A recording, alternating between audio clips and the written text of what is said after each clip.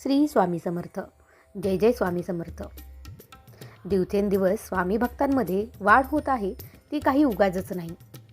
स्वामी सेवा करत असताना अतिशय साध्या आणि सोप्या पद्धतीनं मनाला भावणाऱ्या आपण फक्त नित्यसेवा जरी केल्या तरी आपल्याला स्वामी प्रसन्न होत असतात. अनेक जण वेगवेगळ्या प्रकारे स्वामी सेवा करत असतात.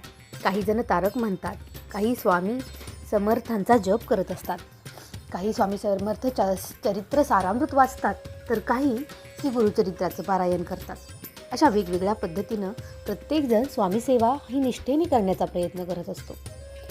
बऱ्याच वेळा आपण स्वामी सेवा करत असताना आपल्याला प्रश्न पडत असतात की स्वामींची सेवा तर आपण नित्यपणे करत असतो, पण आपल्याला ते प्रसन्न होतात का? किंवा ते प्रसन्न व्हावेत असं जर तुम्हाला वाटत असेल तर आपल्याला नक्की काय करायला हवं? अशा बऱ्याच गोष्टी आपल्या मनामध्ये घर करून असतात. चला तर मग आजच्या या व्हिडिओमध्ये मी तुम्हाला स्वामी प्रसन्न व्हावेत म्हणून तुम्ही काय काय करू शकता त्याबद्दलची माहिती सांगते. यासोबतच आपण स्वामी सेवा करत असताना आपल्याला तुमच्या नित्य आयुष्यामध्ये देखील काय बदल जाणवायला सुरुवात होते त्याबद्दलची देखील मी तुम्हाला थोडक्यामध्ये माहिती आजच्या व्हिडिओमध्ये देत आहे. आपला हा व्हिडिओ शेवटपर्यंत नक्की बघा आणि स्वामी सेवा करत असताना आणखी कोणत्या पद्धतीने तुम्ही करू शकता त्याबद्दल तुम्हाला काही हिंट मिळाली तर अधिकच उत्तम. चला तर मग व्हिडिओला सुरुवात करूया. स्वामी भक्तांनो, अक्कलकोट ही स्वामी भक्तांसाठी पंढरीच मानली जाते. लाखो भाविक अक्कलकोटला जाऊन आवर्जून श्री स्वामी समर्थ महाराजांचं दर्शन घेत असतात. तुम्हाला ही गोष्ट माहीत आहे का? जेव्हा तुम्ही अक्कलकोटला जाल त्यावेळेस फक्त स्वामींची जेव्हा इच्छा होईल त्याच वेळेस तुम्ही त्या ठिकाणी पोहोचता. अन्यथा आपल्याला बऱ्याच वेळा अक्कलकोटला जाण्याची इच्छा असून देखील आपण तिथपर्यंत पोहोचत नाही. जर तुम्ही मनोभावे स्वामींची सेवा केली तरच स्वामी आपल्याला दर्शनासाठी तिथं बोलावतात आणि आपल्याकडून त्या गोष्टी आपोआप घडत जातात. गुरुवारी आपण आवर्जून स्वामींची विशेष पूजा आणि सेवा असंख्य भाविक करत असतो. नित्यनेमाने आपण स्वामींची सेवा करणं, देवपूजा करणं हा भाविकांचा नित्यक्रमच असतो.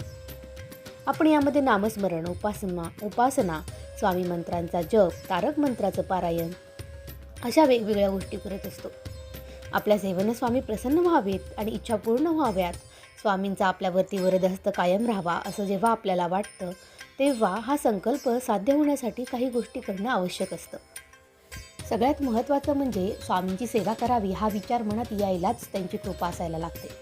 आपले पूर्व सुकृत बळकट असावं लागतं आणि संतचरण लाभलं असावं. सेवा करायची आहे हा एकदा विचार जर आपल्या मनामध्ये आला तर समजा की या जन्मामध्ये तुम्हाला स्वामींची भेट आता फार काही दूर नाही. स्वामींची सेवा करताना आपण सगळ्यात अगोदर अंतर्मुख झाले पाहिजे. जन्मापासूनच ते आपल्यासाठी खूप काही करत आहेत आणि करत राहणार आहेत. मी काय करतो त्यांच्यासाठी हे महत्त्वाचं आहे. नुसते स्वामी स्वामी म्हणून चालणार नाही, तर त्यांच्या आज्ञेत राहणं आणि त्यांच्या त्यांचा शब्दाखाली पडून न देणं हीच तर खरी आपली कसोटी आहे. हम गया नहीं जिंदा है याची प्रचिती क्षणोक्षणी तुम्हाला स्वामी सेवा करत असताना येत असते. कुणाचीही ओंजळ रीती राहणार नाही इतकं भरभरून सुख आणि समृद्धी स्वामी आपल्या ओंजळीमध्ये घालत असतात. फक्त त्यासाठी आपण पात्र देखील असायला हवं, सक्षम असायला हवं. त्यानंतरच भिवू नकोस मी तुझ्या पाठीशी आहे हे स्वामींचं कालातीत अभयवचन खरं व्हायला सुरुवात होते. स्वामी सेवा करत असताना तुम्हाला तुमच्या वाईट सवयी सोडायला हव्यात. त्यातील सर्वात महत्त्वाची गोष्ट म्हणजे तुम्ही खोटं बोलणं किंवा एखाद्याची फसवणूक करणं, वाईट आचरण करणं आणि खोटेपणानं वागणं या गोष्टी स्वामी सेवा करताना अजिबातही चालत नाहीत. अशा लोकांवर स्वामी कधीच कृपा करणार नाहीत हे लक्षात ठेवा. आपला विचार नेहमी सकारात्मक असायला हवं. काही जण सतत नकारात्मक विचार करत असतात, स्वतःबद्दल आणि इतरांबद्दल नकारात्मक बोलत असतात. असे लोक कधी यशस्वी होऊ शकत नाहीत असं सांगितलं जातं. हे ब्रह्मांड तेच करतं जे आपण बोलत असतो. त्यामुळे सदैव खरं आणि व्यवस्थित बोला. कोणतेही नकारात्मक विचार घेऊन कोणतीही गोष्ट आपल्या मुखामधून काढू नका. स्वामी कृपा करणार नाहीत आणि ज्यांना स्वतःवरती विश्वास नाही त्यांच्या पाठीशी कधीच देव उभा राहत नाही हे नेहमी ध्यानात ठेवा. स्वामी सेवा करताना आपल्या मुखी चांगले शब्द असायला हवे, चांगलं तेच बोलावं आणि सकारात्मकच विचार ठेवायला हवे. स्वामी सेवा करताना शिस्तबद्धता असायला हवी. सकाळी लवकर उठून स्नान झाल्यानंतर देवपूजा ही नित्यपणे व्हायला हवी. आपले नित्यकर्म करून कोणतीही गोष्ट करताना ती शिस्तीनं करायची. एकदा का तुम्ही संकल्प घेतला की तो प्रामाणिकपणे अखंड सुरू ठेवा आणि वेळीच त्याचं पालन होईल अशा काटेकोरपणे ते वागा. दुसऱ्यांबद्दल वाईट विचार चिंतणं, दुसऱ्यांवरती विनाकारण जळणं इतरांच्या पाठून त्यांच्याबद्दल वाईट बोलणं, विनाकारण एखाद्याची बदनामी करणं, अशा गोष्टींमुळे देखील आपलं कर्म खराब होत असतं. स्वाम या मत्सरी लोकांच्या पाठीशी कधीही उभे राहत नाहीत. त्यामुळे कोणाचाही द्वेष करू नका आणि मन चांगलं ठेवा. स्वामी सदैव तुम्हाला साथ देतील. स्वामींवरती विश्वास असला की अशक्यही शक्य होतं. नशिबात नसलेल्या गोष्टी मिळतात असं म्हटलं जातं. स्वामींविषयी तर तारक मंत्रामध्येही हेच सांगितलं आहे की अशक्यही शक्य करतील स्वामी. मात्र हा चमत्कार किंवा अशक्य गोष्टी एका दिवसात शक्य होत नाहीत. त्यासाठी तुम्हाला स्वामींवरती कायम विश्वास ठेवायला हवा आणि स्वामी सेवा करत असताना तुमचे पूर्ण समर्पण व विश्वास असायला हवा. स्वामी तुमच्या विश्वासाला कधीही तडा जाऊन देणार नाहीत. स्वामींवरती विश्वास ठेवून सतत नामस्मरण, स्वामी सेवा करत राहा. गरिबाला मदत करणं, मोठ्यांचा मान राखणं, त्यांची सेवा करणे, लहानग्यांना समजून घेणे आणि रागावरती नियंत्रण ठेवणे, सर्वांशी मैत्रीपूर्ण संबंध निर्माण करणे आणि मुख्य म्हणजे माणुसकी जपणे. या गोष्टी जे लोक करतात ते स्वामींच्या कृपेस पात्र होतात असं म्हटलं जातं. कोणी कसेही वागले तरी आपण प्रामाणिकपणे वागत असू तर आपल्या कृतीवरती स्वामी लक्ष ठेवून राहतात. आपले कार्य त्यांना समर्पित करा आणि स्वामी निश्चितच आपल्याला मदत करतील. स्वामी सेवा करत असताना आपल्याला कोणकोणते बदल जाणवायला लागतात याबद्दलही आपल्याला माहिती जाणून घेणं गरजेचं आहे.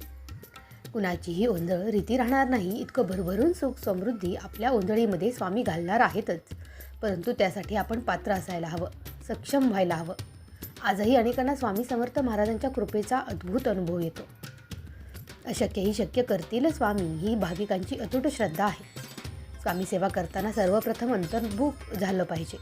जीवनाच्या नेमक्या कुठल्या टप्प्यावर महाराज मला भेटतात आणि जन्मापासून ते आपल्यासाठी खूप काही करत आहेत आणि करत राहणार आहेत हे महत्त्वाचं आहे.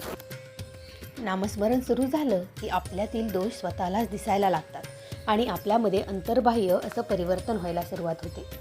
देह सर्वत्र आणि आत्मा मन त्यांच्या चरणी अशी अवस्था प्राप्त होते. आपल्यामधील अहंकार लोप पावू लागतो आणि देण्याची वृत्ती बळावते. घेणं मागणं आपोआप कमी होत जातं. तुमच्याकडून काय सेवा करून घ्यायची ते स्वामीच ठरवतात, नव्हे तो त्यांचा आता अधिकार बनतो. स्वामींचा सहवास लाभणं, चांगले विचार मनामध्ये रुजणं, दुसऱ्याला मदत करायची बुद्धी देणं आणि सतत दुसऱ्याचा तिरस्कार मत्सर ह्यामधून बाहेर पडणं, ह्या सगळ्या गोष्टी आपल्याला जाणवायला सुरुवात होते. आपण मनापासून अंतर्मुख झालात तर तुमची आभाळा इतक्या चुका आणि अपराध तुम्हालाच दिसतात आणि महाराजांच्या चरणाशी त्यांच्या सानिध्यात आनंद आहे, परमोच्च सुख आहे, तिथं नको जायला अशा गोष्टी आपणच आपल्यापासून दूर व्हायला सुरुवात होतात आणि आपण फक्त स्वामीचरणी लीन होत असतो. शेवटी ती शोध आपण स्वतःच घेतो आणि आपणच तिथं स्वामींच्या कृपेने पोहोचतो. हे त्रिवार सत्य आहे. सर्व काही जे जे केले आहे, मग ते चांगले वाईट काहीही असो, केलेल्या सर्व कृतींची जबाबदारी आपण घ्यायची आणि कुणाला दुखावलं असेल त्यांची माफी मागायची. महाराजसुद्धा आपल्याला लगेचच माफ करतात आणि त्यांच्या चरणी आपला प्रपंच पूर्णपणे वाहून द्या. बुद्धी देणारे तेच आहेत, करते आणि करवते सुद्धा स्वामीच आहेत. दृढनिश्चय ठेवा आणि समर्पित व्हा. हाच तो क्षण ज्याने आपलं जीवन कात टाकल्यासारखं बदलून जातं आणि आनंदाला बहार येतो. आशेला नवीन पालवी फुटते आणि जीवन घडण्यासाठी मिळालेली ही एक सुवर्ण संधी आहे. त्याचा उपयोग करून घेणं हे निव्वळ आपल्याच हाती असतं. तर अशा पद्धतीनं स्वामी सेवा करत असताना आपल्याला स्वामींच्या चरणी नतमस्तक आणि लीन व्हायचं असतं आणि सगळ्या गोष्टी समर्पित स्वामींच्या चरणीच करायच्या असतात. यासोबतच स्वामी सेवा करत असताना तुम्हाला आणखीन कोणता अनुभव आला होता का किंवा आला आहे का, अशा अनेक गोष्टींची मला कमेंटमध्ये नक्की सांगा. आपला व्हिडिओ कसा वाटला ते देखील मला सांगा आणि आवडला असेलच तर आपल्या चॅनेलला लाईक, सबस्क्राईब आणि शेअर नक्की करा. श्री स्वामी समर्थ. जय जय स्वामी समर्थ.